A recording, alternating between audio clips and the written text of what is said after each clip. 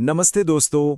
आज के इस एक्सप्लेनर में हम एक बेहद ही डार्क, इंटेंस और साइकोलॉजिकल कहानी की गहराइयों में उतरने वाले हैं, जिसका नाम है अक्स द शैडो ऑफ गिल्ट। इसमें हम गहराई से ये समझेंगे कि कैसे एक मासूम सी दिखने वाली रोमांटिक मुलाकात दरअसल एक बहुत ही खौफनाक और जानलेवा जाल का हिस्सा हो सकती है। हम देखेंगे कि कैसे इंसानी दिमाग अपने अंदर के ट्रॉमा और अपराध बोध यानी गिल्ट को ही एक घातक हथियार बना लेता है। इस कहानी की शुरुआत होती है मीरा के एक बहुत ही डरावने डायलॉग से। मुझे उस खामोशी से डर लगता है जो उन जख्मों के पीछे छिप जाती है। बिना पूरा कॉन्टेक्स्ट जाने ही महज ये एक लाइन हमें बता देती है कि यहाँ कुछ बहुत गहरा और छिपा हुआ दर्द है। मीरा यहाँ सिर्फ बातें नहीं कर रही है, वो सामने वाले के दिमाग को पढ़ रही है और एक खौफनाक टून सेट कर रही है।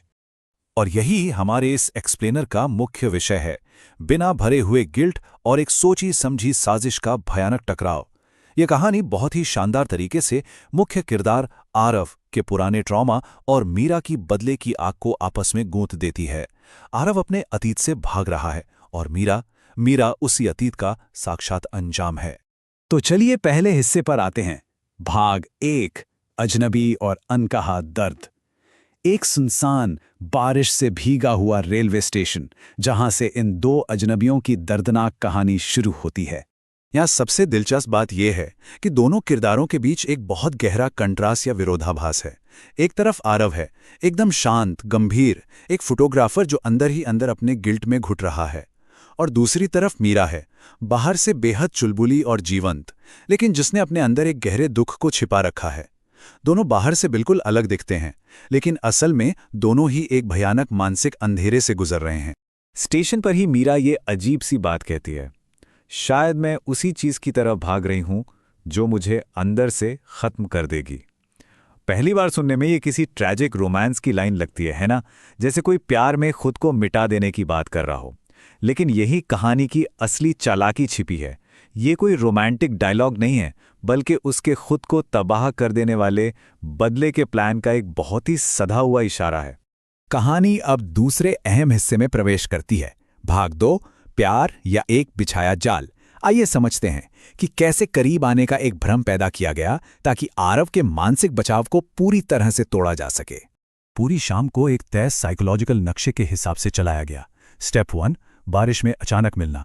स्टेप 2, कैफे में अपनी कमजोरी दिखाना ताकि सामने वाला भी खुलकर बात करे। स्टेप 3, सड़क पर एक झूठा रोमांटिक पल बनाना ताकि भरोसा जीता जा सके।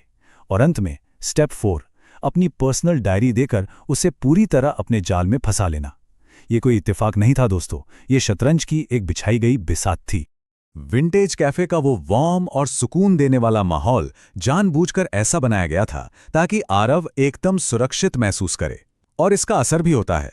आरव कबूल करता है कि वो एक टूटा हुआ शीशा है जो किसी को भी छुए तो उसे जख्मी कर देता है। कैफे के उस माहौल का इस्तेमाल आरव के दिमाग में घुसने और उसे अपनी कमजोरियां सामने रखने पर मजबूर करने के लिए किया गया। अब सड़क वाले उस सीन को याद कीजिए। रात का वक्त, चेरी ब्लॉसम के पेड़ और नियॉन लाइट्स दोनों करीब आते हैं। एक किस होने ही वाला होता है कि अचानक मीरा पीछे हट जाती है। वो कहती है, अगर कल मैं अचानक गायब हो जाऊं तो क्या तुम मुझे ढूंढोगे? ये एक झूठा डर था।